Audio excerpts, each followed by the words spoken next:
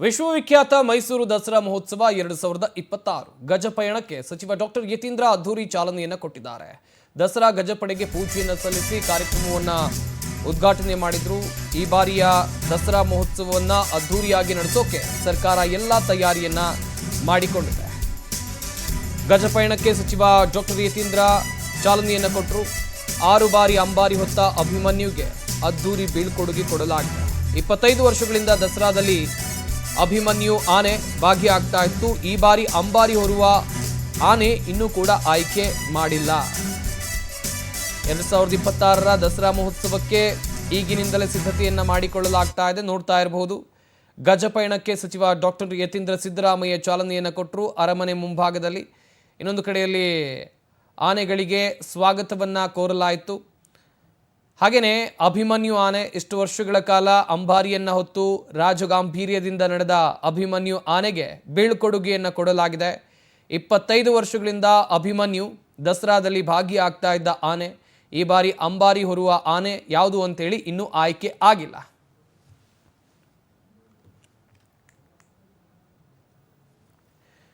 ಈ ಕುರಿತು ನಮ್ಮ ಮೈಸೂರು ಜಿಲ್ಲೆಯ ಪ್ರತಿನಿಧಿ ಪ್ರೇಮ್ ಕುಮಾರ್ ಪ್ರತ್ಯಕ್ಷ ವರದಿಯನ್ನು ಕೊಟ್ಟಿದ್ದಾರೆ. ಬನ್ನಿ ನೋಡೋಣ. ವಿಖ್ಯಾತ ನಾಡಹಬ್ಬ ದಸರಾ ಮಹೋತ್ಸವದ ಆಕರ್ಷಣೀಯ ಕೇಂದ್ರ ಬಿಂದು ಜಂಬೂ ಸವಾರಿಯಲ್ಲಿ ಭಾಗವಹಿಸುವಂತಹ ಮೊದಲ ತಂಡದಲ್ಲಿ 9 ಆನೆಗಳು ವೀರನ ವಸಳೆಯಲ್ಲಿ ಅದ್ದೂರಿಯಾದ ಸ್ವಾಗತವನ್ನ ಬಯಸಿರುವಂತದ್ದು. ಜೊತೆಗೆ 6 ಬಾರಿ ಅಂಬಾರಿ ಹೊತ್ತಂತಹ ಅಭಿಮನ್ಯುಗೆ ಬೀಳ್ಕೊಡುಗೆ ಸಮಾರಂಭವನ್ನು ಕೂಡ ಏರ್ಪಡಿಸಿರುವಂತದ್ದು. ಈಗ ಬೀಳ್ಕೊಡುಗೆ ಸಮಾರಂಭವು ಕೂಡ ಮುಗಿದಿರುವಂತದ್ದು. ಈಗ ನೋಡಬಹುದು, ವಿಶ್ವವಿಖ್ಯಾತ ನಾಡಹಬ್ಬ ದಸರಾ ಮಹೋತ್ಸವದ ಆಕರ್ಷಣೀಯ ಕೇಂದ್ರ ಬಿಂದು ಜಂಬೂ ಸವಾರಿಯಲ್ಲಿ ಭಾಗವಹಿಸುವಂತಹ ಎಲ್ಲ ಆನೆಗಳಿಗೂ ಕೂಡ ಅದ್ದೂರಿಯಾದ ಸ್ವಾಗತವನ್ನು ಬಯಸಲಾಗುತ್ತೆ. ಅದರಲ್ಲಿ ಪ್ರಮುಖವಾಗಿ ಮೊದಲ ತಂಡದಲ್ಲಿ ಭಾಗವಹಿಸಿದಂತಹ 9 ಆನೆಗಳಿಗೂ ಕೂಡ ವೀರನ ವಸಳಿಯಲ್ಲಿ ಉಸ್ತುವಾರಿ ಸಚಿವರಾದಂತಹ ಯತೀಂದ್ರ ಸಿದ್ದರಾಮಯ್ಯ ಸೇರಿದಂತೆ ಶಾಸಕರು ಗಣ್ಯರು ಕೂಡ ಸ್ವಾಗತವನ್ನು ಬಯಸಿರುವಂತದ್ದು. ಏನು ಮೊದಲ ತಂಡದಲ್ಲಿ ಗೋಪಿ, ಧನಂಜಯ, ಪ್ರಶಾಂತ, ಕಾವೇರಿ, ಲಕ್ಷ್ಮಿ, ಮಹೇಂದ್ರ, ಶ್ರೀಕಂಠ ಹಾಗೂ ಏಕಲವ್ಯ ಆನೆಗಳು ಎಲ್ಲವೂ ಕೂಡ ಮೊದಲ ತಂಡದಲ್ಲಿ ವೀರನ ವಸಳಿಯಲ್ಲಿ ಅದ್ದೂರಿಯಾದ ಸ್ವಾಗತವನ್ನು ಬಯಸಿದ್ರ ಜೊತೆಗಾಗಿ ಈಗ ಮೈಸೂರಿಗೆ ಹೊರಟಿರುವಂತದ್ದು. ವೀರನ ವಸಳಿಯ ಒಂದು ಗೇಟ್ಸ್ ಮುಂಭಾಗದಲ್ಲಿ ಕೂಡ ಪುಷ್ಪಾರ್ಚನೆ ಮಾಡುವುದರ ಮುಖಾಂತರವಾಗಿ 9 ಆನೆಗಳಿಗೂ ಕೂಡ ಇಲ್ಲಿಂದ ಒಂದು ಮೈಸೂರಿಗೆ ಕರ್ಕೊಂಡು ಹೋಗುವಂತ ಕೆಲಸವನ್ನ ಅರಣ್ಯ ಇಲಾಖೆ ಮಾಡ್ತಾ ಇರುವಂತದ್ದು. ಅರಣ್ಯ ಇಲಾಖೆ 9 ಆನೆಗಳನ್ನ ಈಗಾಗಲೇ ಫೈನಲ್ ಮಾಡಿರುವಂಥದ್ದು. ಮೊದಲ ತಂಡ ಮತ್ತು 2ನೇ ತಂಡದಲ್ಲೂ ಕೂಡ ಆನೆಗಳು ಮೈಸೂರಿಗೆ ಭಾಗವಹಿಸಿರುವಂಥದ್ದು. ಇಲ್ಲಿಂದ ಹೊರಟಂತ ಆನೆಗಳು ಮೈಸೂರಿನ ಅರಣ್ಯ ಭವನದಲ್ಲಿ ವಾಸ್ತವ್ಯ ಹೂಡಲಿರುವಂಥದ್ದು. ಏನು ವಿಶ್ವವಿಖ್ಯಾತ ದಸರಾ ಮಹೋತ್ಸವದಲ್ಲಿ ಯಾವುದೇ ರೀತಿಯ ಜಂಬೂ ಸವಾರಿ ಬರುವಂಥ ಸಂದರ್ಭದಲ್ಲಿ ಯಾವುದೇ ರೀತಿಯ ತೊಂದರೆಗಳು ಆಗಬಾರದು ಎಂಬ ನಿಟ್ಟಿನಲ್ಲಿ ಕೂಡ ಶಾಂತ ಸ್ವಭಾವದಿಂದ ಕೂಡಿದಂತಹ ಆನೆಗಳನ್ನ ಮತ್ತೆ ಆರೋಗ್ಯದಲ್ಲಿ ಒಂದು ಉತ್ತಮವಾಗಿರುವಂತಹ ಆನೆಗಳನ್ನ ಇಲ್ಲಿ ಆಯ್ಕೆ ಮಾಡಲಾಗುತ್ತೆ. ಅದೇ ರೀತಿಯಾಗಿ ಕೂಡ ಮೊದಲ ತಂಡದಲ್ಲಿ 9 ಆನೆಗಳನ್ನ ಆಯ್ಕೆ ಮಾಡಿರುವಂಥದ್ದು. ಈಗ 9 ಆನೆಗಳು ಕೂಡ ಈಗ ರೆಡಿಯಾಗಿರುವಂಥದ್ದು. ಈಗಾಗಲೇ ಇಲ್ಲಿ ಆ ಘೋಷಾಕುಗಳನ್ನು ಹಾಕಿಕೊಂಡು ಮಾವುತರು ಕಾವಡಿಗಳು ಆನೆ ಮೇಲೆ ಕುಳಿತು ಇಲ್ಲಿಂದ ಪಾದಗಳ ನೆಡುವುದರ ಮುಖಾಂತರವಾಗಿ ಸ್ವಲ್ಪ ದೂರ ನಡೆದು ಅಲ್ಲಿಂದ ವಾಹನಗಳ ಮುಖಾಂತರವಾಗಿ ಮೈಸೂರಿಗೆ ತಲುಪಲಿರುವಂಥದ್ದು. ಮಾವುತರು, ಕಾವಡಿಗಳು, ಆನೆಗಳು ಎಲ್ಲವೂ ಕೂಡ ಮೈಸೂರಿನಲ್ಲಿ ವಾಸ್ತವ್ಯ ಹೂಡುತ್ತವೆ. 9 ಆನೆಗಳ ಜೊತೆಗೆ ಮಾವುತರು, ಕಾವಡಿಗಳು ಕೂಡ 2 ತಿಂಗಳ ಕಾಲ ವಾಸ್ತವ್ಯ ಹೂಡೋದಕ್ಕೋಸ್ಕರವಾಗಿ ಅರಣ್ಯ ಇಲಾಖೆ ಅರಮನೆ ಆವರಣದಲ್ಲಿ ಎಲ್ಲ ರೀತಿಯ ಸಿದ್ಧತೆಗಳನ್ನ ಕೂಡ ಮಾಡ್ಕೊಂಡಿರುವಂಥದ್ದು. ಈಗ ಮೊದಲ ತಂಡದಲ್ಲಿ ಭಾಗವಹಿಸುವಂತಹ 9 ಆನೆಗಳು ಕೂಡ ವೀರನ ವಸಳಿಯಲ್ಲಿ ಪುಷ್ಪಾರ್ಚನೆ ಮಾಡುವುದರ ಮುಖಾಂತರವಾಗಿ ಅದ್ದೂರಿಯಾಗಿ ಸ್ವಾಗತವನ್ನು ಮಾಡ್ಕೊಳ್ತಾ ಇರುವಂಥದ್ದು. ಜೊತೆಗೆ ನಡುವೆ ಇರುವಂತಹ ಅಭಿಮನ್ಯು ಏನಿದ್ದಾನೆ ಅದು 6 ಬಾರಿ ಚಿನ್ನದ ಅಂಬಾರಿಯನ್ನು ಹೊತ್ತು ಸಯನಿಸಿಕೊಂಡಂತಹ ಅಭಿಮನ್ಯು ಆನೆ ಇದಾಗಿರುವಂತದ್ದು.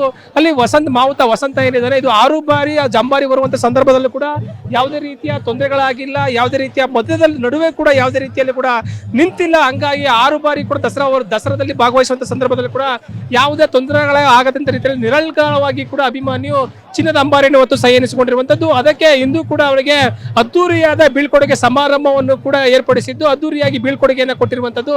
ಸ್ವಲ್ಪ ದೂರ ಕಾಲ ಒಂದು ಹೂವಿನ ಹಾಸಿಗೆ ಮುಖಾಂತರವಾಗಿ ಅಭಿಮನ್ಯುವನ್ನ ಕರೆತಂದು ನಂತರ ಎಲ್ಲ ಸಹಕಾರಿಗಳ ಮುಖಾಂತರವಾಗಿ ಪುಷ್ಪಾರ್ಚನೆ ಮಾಡುವುದರ ಮುಖಾಂತರವಾಗಿ ಅದಕ್ಕೆ ಒಂದು ಆಹಾರವನ್ನ ಕೊಡುವುದರ ಮುಖಾಂತರವಾಗಿ ಬೀಳ್ಕೊಡುಗೆ ಸಮಾರಂಭವನ್ನು ಕೂಡ ಇಂದು ಮುಗಿಸಿರುವಂತದ್ದು. 6 ಬಾರಿ ಚಿನ್ನದ ಅಂಬಾರಿಯ ಹೊತ್ತು ಸಯನಿಸಿಕೊಂಡಿದ್ದ ಅಭಿಮನ್ಯು ಕೂಡ ಸಾಕಷ್ಟು ಅಂದ್ರೆ ಹುಲಿ ಕಾರ್ಯಾಚರಣೆ ಆಗಿರ್ಬೋದು, ಕಾಡಾನೆಗಳ ಕಾರ್ಯಾಚರಣೆ ಆಗಿರ್ಬೋದು, ಮುಂಚೂಣಿಯನ್ನು ವಹಿಸುವಂತಹ ನಾಯಕ ಅಭಿಮನ್ಯು ಆಗಿರುವಂತದ್ದು. ಇದಕ್ಕೆ 60 ವರ್ಷ ವಯಸ್ಸಾದಂತ ಹಿನ್ನೆಲೆಯಲ್ಲಿ ಈ ಬಾರಿ ದಸರಾ ಮಹೋತ್ಸವದಿಂದ ವಿಶ್ರಾಂತಿಯನ್ನು ನೀಡಿರುವಂತದ್ದು.